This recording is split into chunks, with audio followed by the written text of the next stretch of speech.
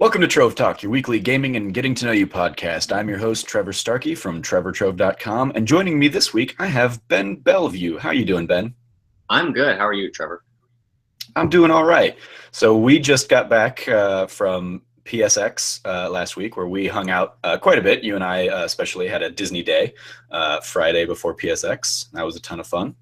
And I dragged you out of the convention center Saturday morning. So yes, that was also delightful.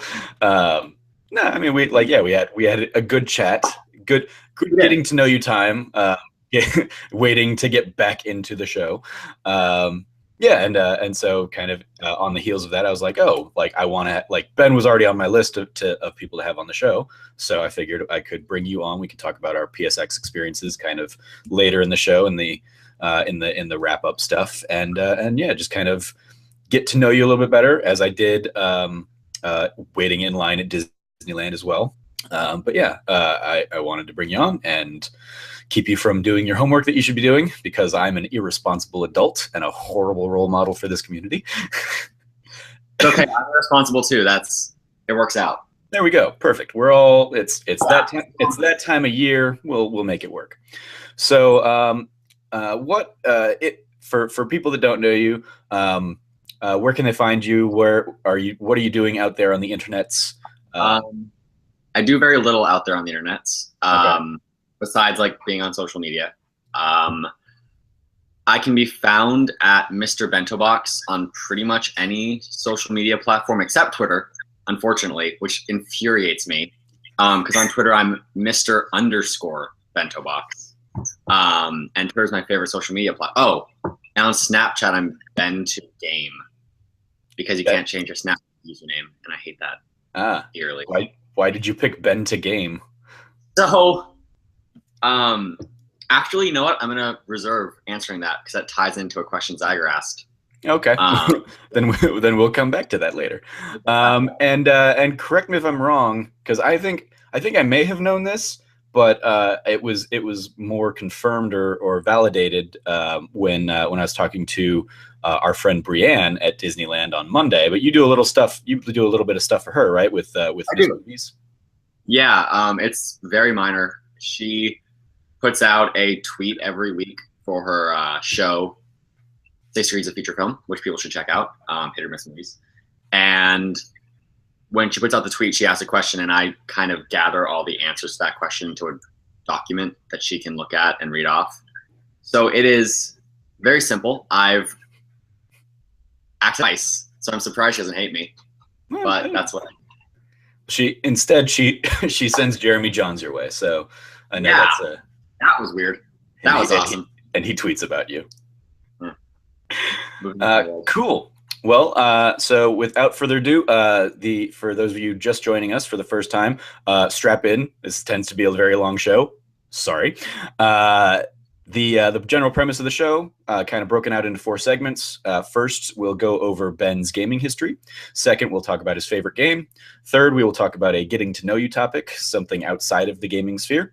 And then finally, we'll kind of wrap it up with Trove topics or the audience questions, or just kind of talking about stuff in general. So we might talk about PSX as we both were attending that last week. So yeah, go ahead, Ben. Lead us into your gaming history. Quick realization on my part. Okay. I'm dumb. New to podcasts. I forgot to put headphones on, so that could be an audio issue right now. Oh, okay. Yeah, let's go ahead and get that sorted out. I'm gonna go do that. Okay. Hello. I'm great. Hello. Great. Yeah. I wasn't hearing myself in audio, so that's okay. Better than nothing. But it might be. I might have to do some editing stuff on the back end. Sorry about that. No worries. We'll just keep running, because I don't feel like doing the whole rigmarole again. Garbage truck on fire. Garbage truck on fire. Absolutely. Staying on brand with the Kind of Funny community, of course. So yeah, now that you are all headphoned up, go ahead and kind of lead us into your gaming history. Yeah. Geez, I've been playing video games most of my life.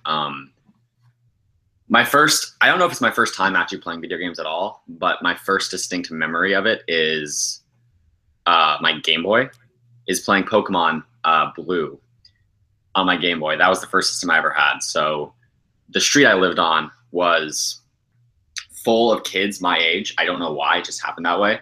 So we'd all go out, hang out in the street, and play Pokemon together, and like trade tips. There was a glitch where you could, I don't even remember how you did it. It was complicated, but you could clone a Pokemon. So we would teach each other how to clone like our Blastoise or my Blastoise, and then I would trade the Blastoise for my friend and get their Charizard, or have an army of Blastoise, and that was my entire lineup. So no, that was my first time. That was my first game. And then I played Game Boy for a while until the PS2 era. And the beginning of me playing the PS2 was playing at my friend's house, And Wait, why is friends in quotes? Oh, I'm about to explain it to you. Okay. So he was like a family friend. He's actually a cool guy now. We're friends. I like him. But back then, we did not get along very well. And he would often threaten us with, well, if you're not nice to me, you can't play on my PS2 anymore. And eventually my dad got fed up with that. So he bought me a PS2. And that was the way I finally earned my first at-home console. So I got PS2, and that was mostly a way for me to play multiplayer games with my friends. So like, I know a lot of people. I know I've talked to Moises Tavares about that, who's also a kind of funny fan, as you know. And he talks about like, oh yeah, the PS2, all these single player games. I'm like, I played Jak and Daxter and Ratchet and Clank, but for the most part, PS2 for me was Madden and Star Wars Battlefront, and they had the Naruto fighting games that I played the shit out of. Am I allowed to cuss on this? Of course, yeah. Okay, cool. Yeah, I throw up the explicit warning. I'm gonna go. Good. Yeah. It is hard for me to turn that off. So there's that, Dragon Ball Z, Soul Calibur. So for a long time, gaming wasn't something significant to me. It was just something that you do. It's in my life. I play them with friends. Like, that's what you do. And then instead of going out and playing like ball in the street, you guys were playing Pokemon in the streets. So yeah, that's a little. Yeah, I mean, okay, we played ball too. We had a diversity of interests, but yeah, no, it was a social thing for me. And then the PS3 came out, and when that happened, I don't know what it was specifically that flipped then, I guess because couch co-op games or couch multiplayer games stopped being a thing as much. So I started buying single player stuff. So I started playing like Uncharted and Infamous, and I was like, holy shit, games are so much more interesting than I gave them credit for when I was playing multiplayer. And I love multiplayer. It's not that multiplayer is not good. It's just I love story, and I'd not really been presented with like an Uncharted level story until then. Okay. And that was my tipping point where I started going like, I'm going to read about video games. I'm going to go on IGN and listen to podcasts and like I got into Podcast Beyond, and I started listening to GameScoop and all that kind of stuff. And that's really when I consider myself becoming a gamer. And I've been playing games ever since then. I play, what do I play?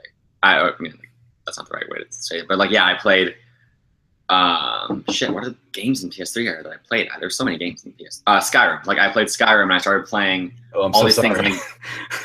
I love Skyrim. But on the PS3, that had to have been rough.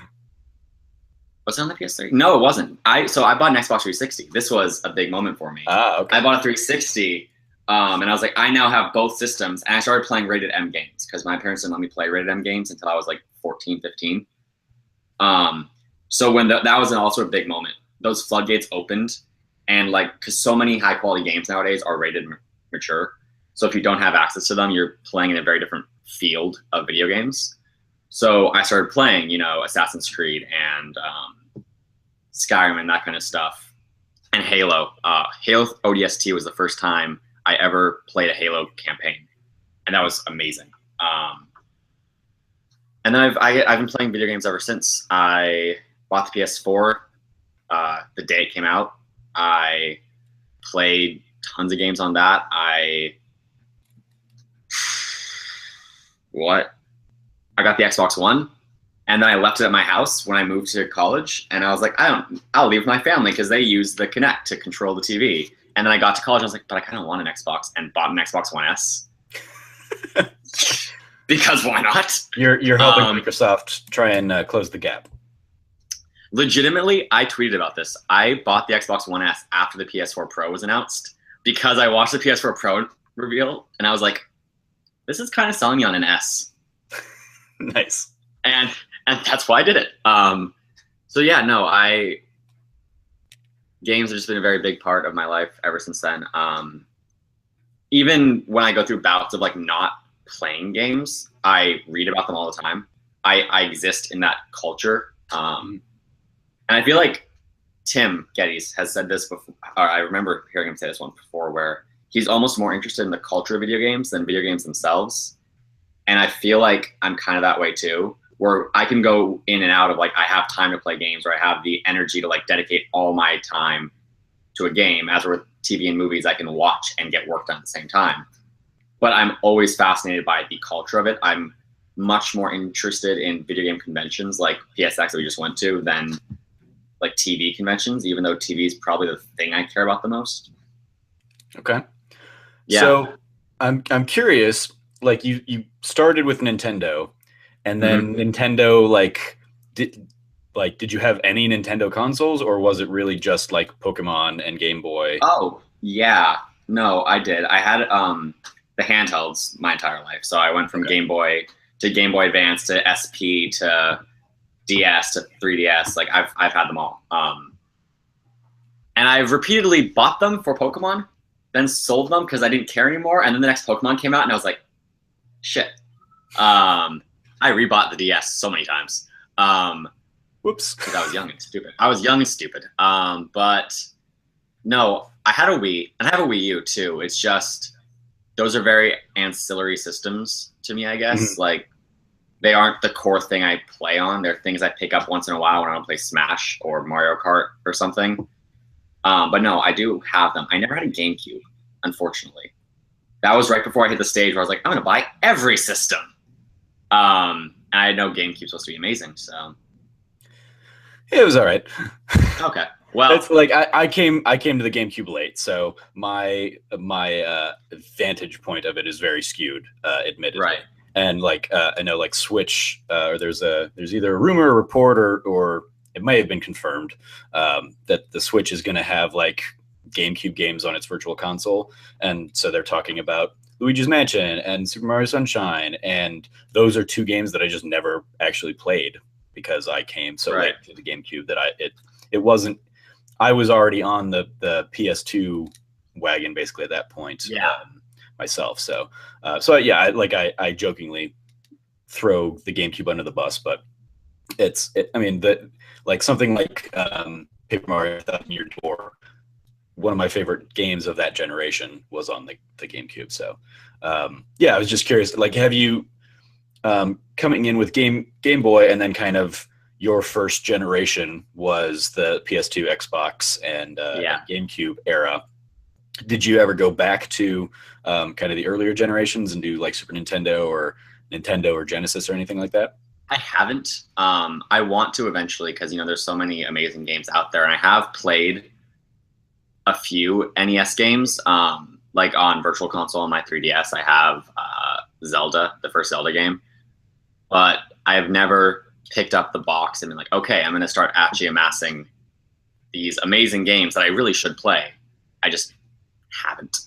Yeah, it's time consuming, They're absolutely, yeah. Like I don't go back. I've never watched like Citizen Kane or the Godfather movies or stuff. I know they're good, but I've got so many other things on my plate that I just haven't taken the time to.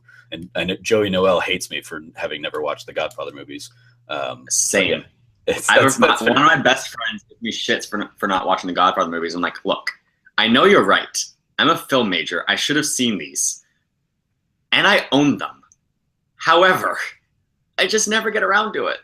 Yeah, it's like there's time. It's time, and new is nice. New is convenient. New is being part of the conversation. Yeah, exactly. Like it's on your mind when it's immediately being presented to you. So I'll see a video game that I think looks amazing, but if I wait long enough for it to pass, I just inevitably end up being like, I don't care. It's gone. Like it's water under the bridge now. But leading up to it, I'm like, that sounds so cool. Oh, everyone's talking about it. I should buy this. There's that switch eventually. Yeah, absolutely. So, in your history with Pokemon, have you kind of played every generation? Oh yeah. Yeah. Oh yeah. I played first gen. I played Silver. I played Ruby. I played what came after Ruby? I played Emerald, which is still Ruby generation. Yeah. And what was the one after that? Black and White? Diamond and Pearl first. Diamond and Pearl. Yeah, Diamond and Pearl. I forgot about Diamond and Pearl. Shit. Everyone does. Yeah.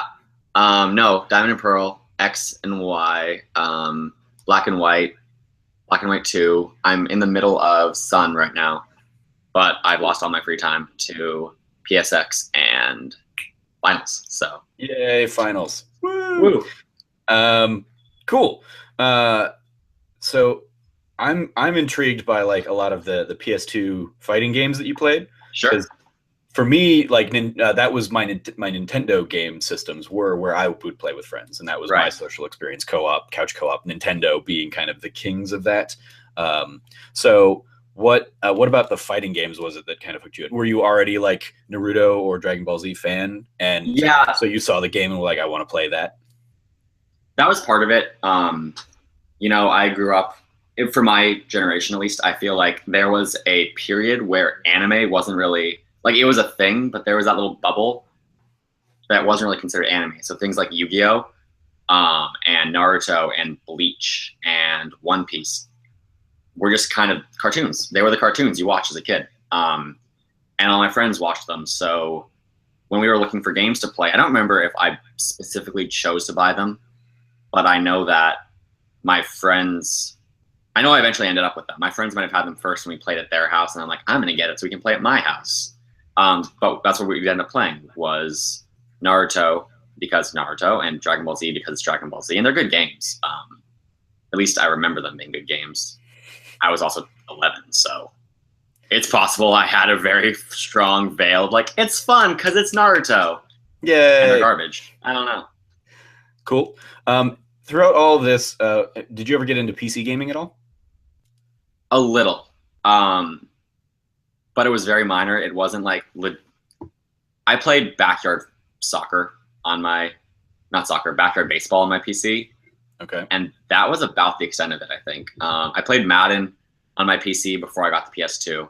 I know that because my dad is a big football fan. He raised me as a big football fan, so football was something I played. But I was like, the games that you think of as like the PC gaming thing, like I never really got into those. I have a gaming PC now. I try and use it. I inevitably want to use my PS4 instead.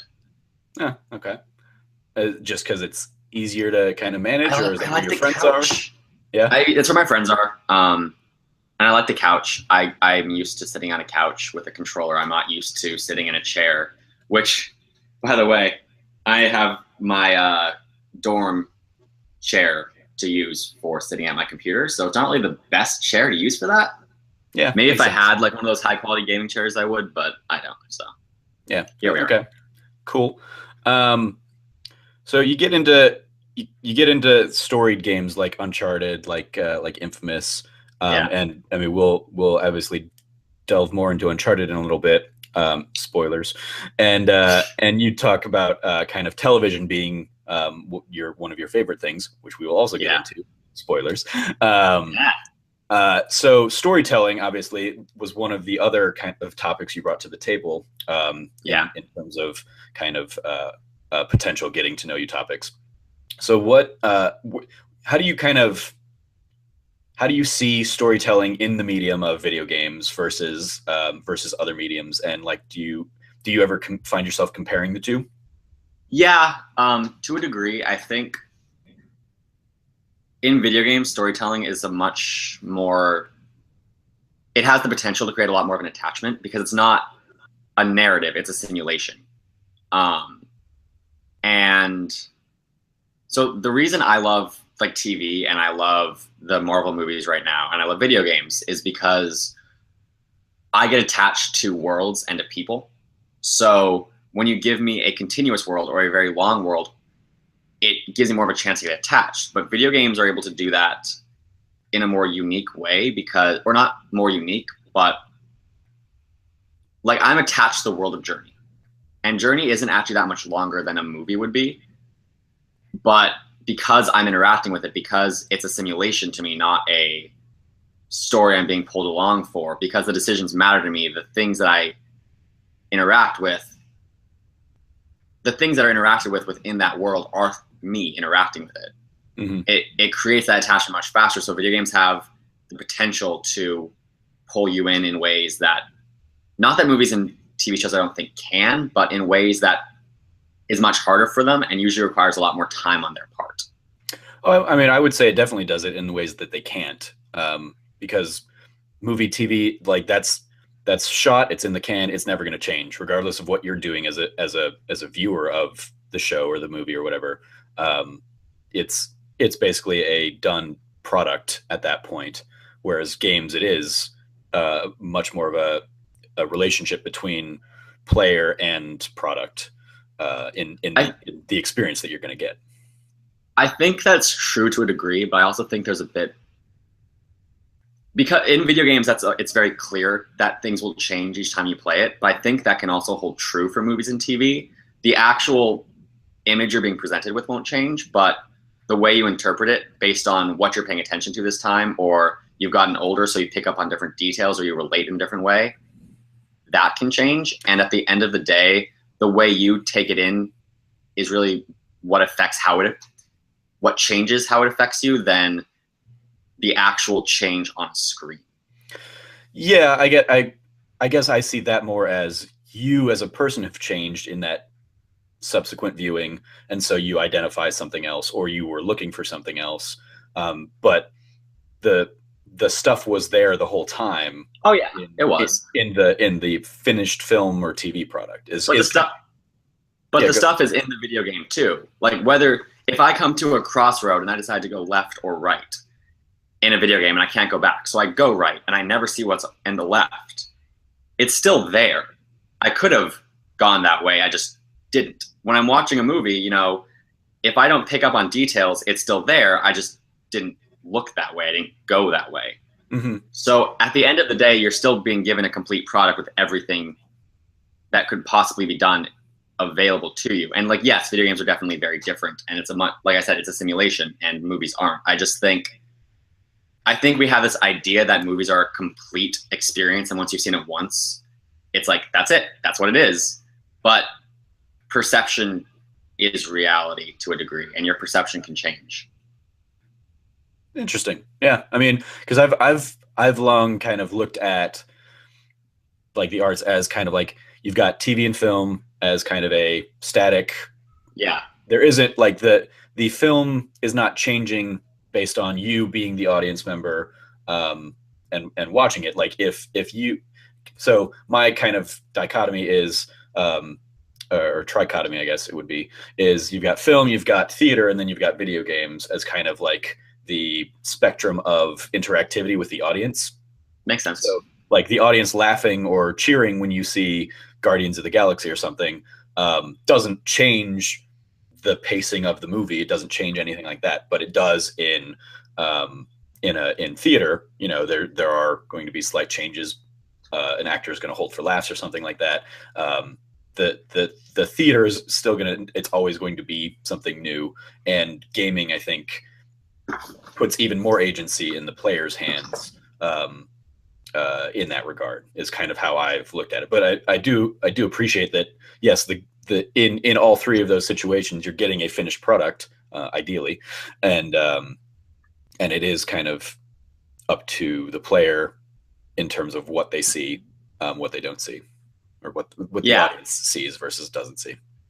And yeah, it's definitely not like that movies are or TV is interactive in any way the same that video games, or even like you're saying, plays are. I totally see that trichotomy. It's just, I don't think that they're purely unaffected by like they themselves aren't affected. You know, they're still just them. But the way we take it in can change, which in a way is interacting. Mm-hmm. It's just on a personal level. Yeah. Yeah. Okay. Cool. So like Halo ODST you touched on. Yes. That was your first Halo experience, you said? Yeah, I'd played Halo 1 briefly, multiplayer with at my friend's house. And then my dad found out that I was playing Halo 1 at my friend's house and was not pleased. So I never got to play Halo again until I was 14, and my parents were like, okay, I guess we'll let you play some rated M games. And I bought an Xbox 360 and I bought Halo ODST, and that was that. Okay.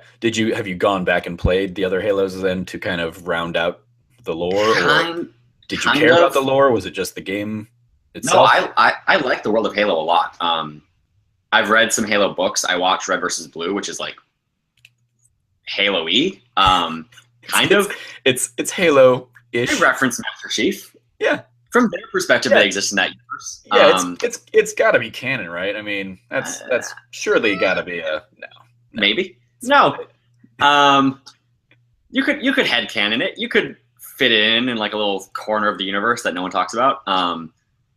But no, I have the Master Chief Collection. I've played some of Halo 1 with it, but I just keep getting distracted by everything else I need to play or just life. So I've yet to get through 1, nevertheless, all 3 of the original trilogy. I have played Reach, which I loved. I've played 4. I've not played 5, even though I own that as well, because it came with my Xbox One S. I don't know if I will play 5 because I've heard many things about that story. I mean, yeah, but you got to always make your own judgment. Oh yeah, it's just like if I had free time and I was like, I'm really bored, I have nothing to play. I guess I'll play Halo 5. That'd be one thing, but I have plenty to play. I still need to play Witcher. Yeah. It's sitting there on my game system. I have it on the PS4 and the Xbox One, and I still haven't played it. Well, at least they've got your money, so they don't care really. They do. Probably at this point if you do. Twice. So yeah, it sounds like Halo 5 might go down the route of like, the switch gets flipped and you're not going to play it anymore. Oh yeah, it was down that route a while ago. Yeah. I just happen to own it now by packaging. But yeah, cool.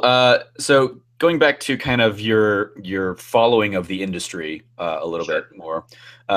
So you got into IGN, you got into Beyond. How did you like? Do you remember how you found IGN as kind of your go-to site? Did you look around? Do you check other things out? I do now. I look at GameSpot. I looked at Polygon for a while and then kind of fell off that because I was still looking at IGN, and I started looking. Actually, I look at GameSpot now because we toured their offices during Kind of Funny Live. And I was like, these guys are cool. Yeah, but I don't remember how I found IGN. I feel like I was looking around. I know it began with me reading Yahoo's video game section, because once in a while they'd post an article on like the homepage of Yahoo, and I'd be like, oh cool, things about video games, that sounds fun.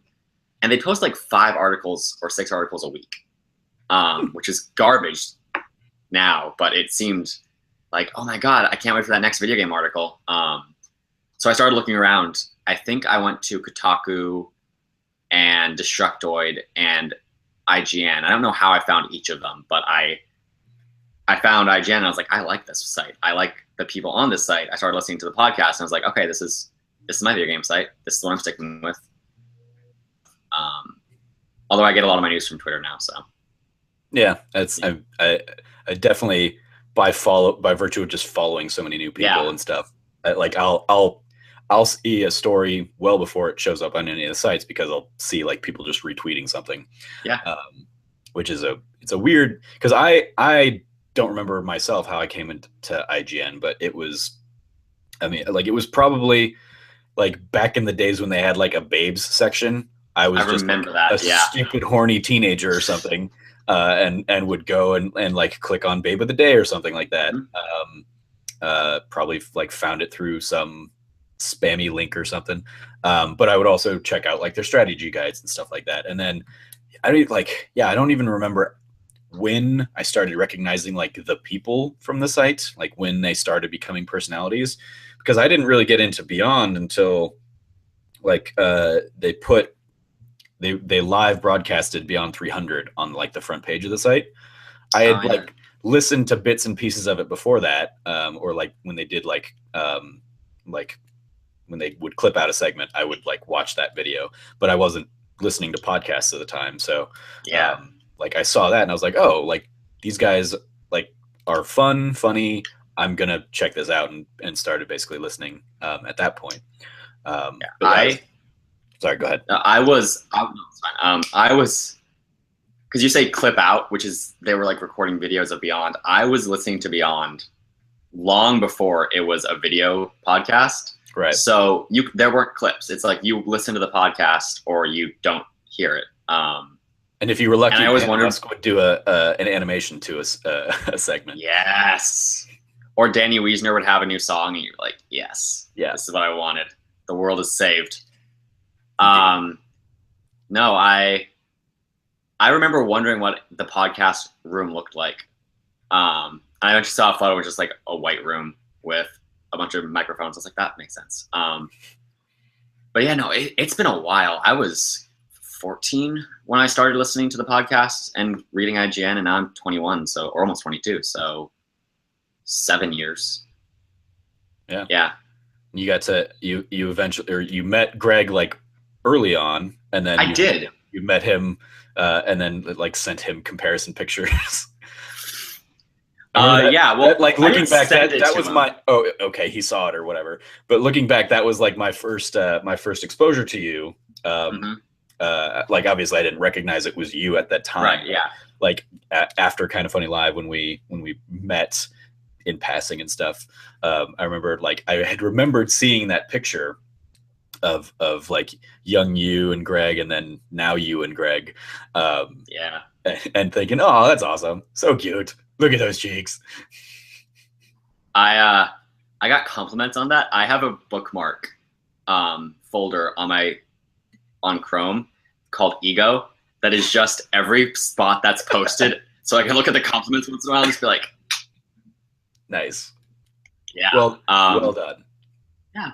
No, I didn't send it to Greg. I was at Portillo's for a meetup. I met Kaylee Woomer there too. And Steven and Russ. But no, I was there. I took the photo, and then I got in my car, and before driving off, I decided to just like, cut it together and post it on my Twitter. And I tagged Greg because like, oh, it's good to see Greg again. And next thing I know, it's on his Instagram. I'm like, oh, okay. Yeah. Yeah. I did nothing. I did not instigate that happening. No, that's you absolutely did. You put it on Twitter. You tagged him. I put it on my Twitter. Okay, but I'm not saying I did not expect him to take it and post it himself. Oh, okay. I'm flattered that he did. Yeah. It's not like I sent to him like, hey Greg, you know what should be on your Instagram feed? Yeah, but he does that sometimes. No, I know. I realized that after. He's a delightful young man, and I say that he is, even though he's older than me. We're all kids, as Greg says. Yeah, very true. So obviously that kind of led you into Kind of Funny. Were you kind of there, like when they left, you basically were like, well, I'm with them now, or had you been following Kind of Funny beforehand? Like I had from the early Game Over Greggy shows and Conversation with Colin and stuff. Yeah, he started posting YouTube videos, and I was like, okay, I'll watch it. And I didn't watch every episode of the Game Over Greggy show or Conversation with Colin. I still don't because time, but I was subscribed basically from the beginning. I remember when they tried to do a show where Colin explained the history of certain comic book characters that was completely wrong. Yeah, I was following it, and then I kept following it, and I was watching the Game Over Greggy show. I'm like, this is fun. And next thing I know, they're like, oh, this is everything now. We left. This is it. I'm like, oh, okay. This is what we do. Yeah. I had weirdly like just started listening to like, because I followed Greg on YouTube, so like I saw those videos pop up. Like I remember Disney Princess Fuck List popping up on like in my hey you might like this videos, and I was like maybe I'll get around to that at some point. And like a month or two before they left, I was just like at work and just kind of looking for things to listen to pass the time, and I started listening to like slightly older episodes. It was basically like right after they had launched their first Patreon, and like rebranded as Kind of Funny, that I started like getting into their content more regularly. And then like a week or two afterwards, they were like, and we're leaving IGN, and this is all we're doing now. And like I didn't get any work done that day. I just like stayed locked to whatever I could find about them wherever, because they went and did like a GameSpot interview that day, or and they obviously they had like Colin and Greg live, and Twitch stuff, and so yeah, I was like, this is like, what is happening? The people that I had just met at the first PSX like left their like as like the top of their top of their game. They had like left their thing to go off and do this other thing that was like a side project for them. And so I was like, but I was like all in on day one there. Oh yeah, me too. And have since gone back and like caught up on a lot of stuff. I still haven't like listened to all of it, and like you said, like with just time constraints and trying to support so many other people and friends and stuff now, I don't like I'm well behind on any of those episodes, but it's still great to like support them and see obviously what they're up to. Colin Was Right just started, or just got announced, which is weird for me. And it, like I would never say like I'm taking credit for this. This is not what this story is about. But when I went and did the Gamescast with them last year, we did dinner afterwards, and he had just done a video in this vein talking about Kojima, and all of the weird Kojima Konami stuff that was going on, still in its like early phases. Like, this is May of last year, I think. So well before he's left, well before he's doing his thing with PlayStation. But it was like he did that video, and he had like asked for feedback on it and stuff. And I think like if you go find that in the Patreon, and during dinner that night, I said I would love to see him get to do more of that stuff, where he got to kind of take his written word that he'd kind of had grown over the years and put it in a video format. And I said, and like you could call it Colin Was Right, but right as in like WRITE. And Tim was like, that is a ball ass fuck name. And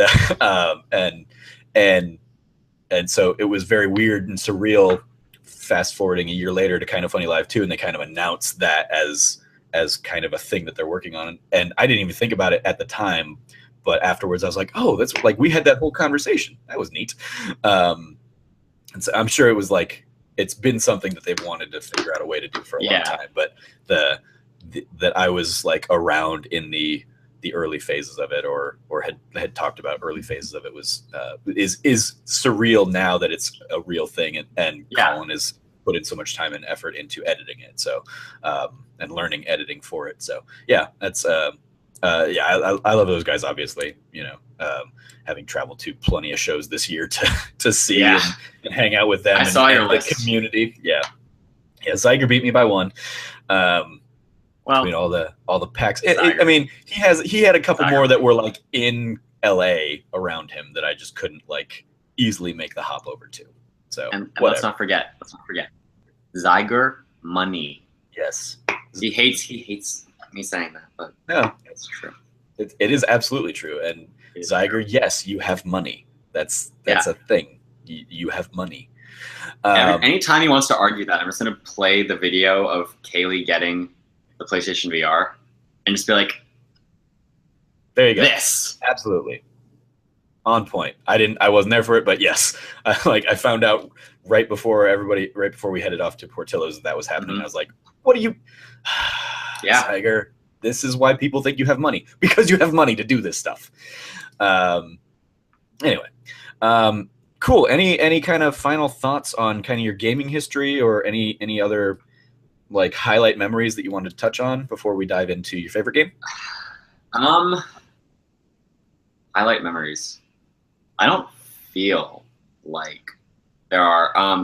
PSX, the first PSX I went to, which was not the one we just had, but the year before that, was a pretty cool one, because I feel like I'd never really been surrounded by video game culture purely.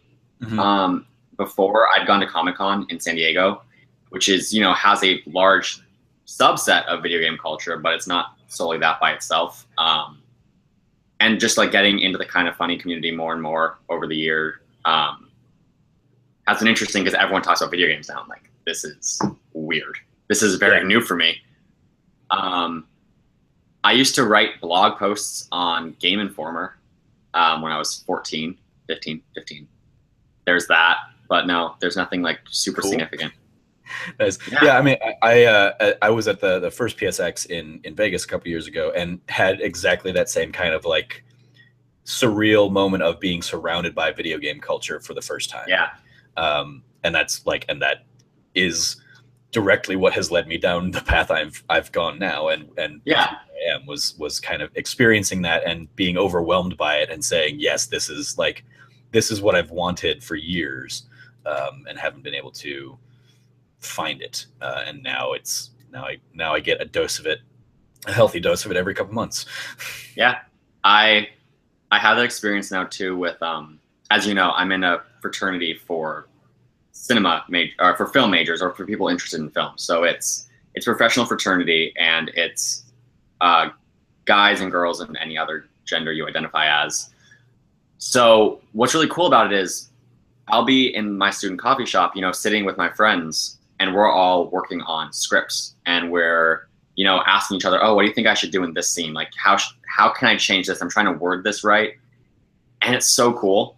Like, I've never been in a situation, even PSX, as much as I love it, that feeling of just sitting around a bunch of screenwriters trying to work out our ideas and put that stuff to paper is like, it's amazing. I've never been so certain that this is what I wanted to do until that moment where I'm just like, okay, yeah, there's no going back. Nice. Excellent.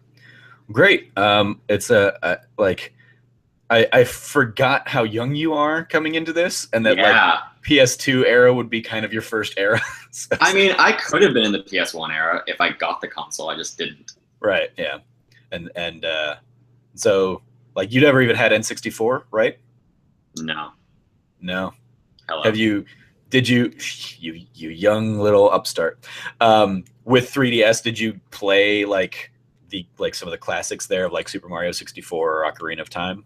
I did not play Super Mario 64, but I bought the Zelda Ocarina of Time 3DS limited edition. So I played the shit out of Ocarina of Time. Okay. I have not played Majora's Mask, though. I need to get that eventually. I played the shit out of Ocarina of Time. There you go. Hooray. Hooray, Ocarina of Time. Cool. Well, then I think we can go ahead and move on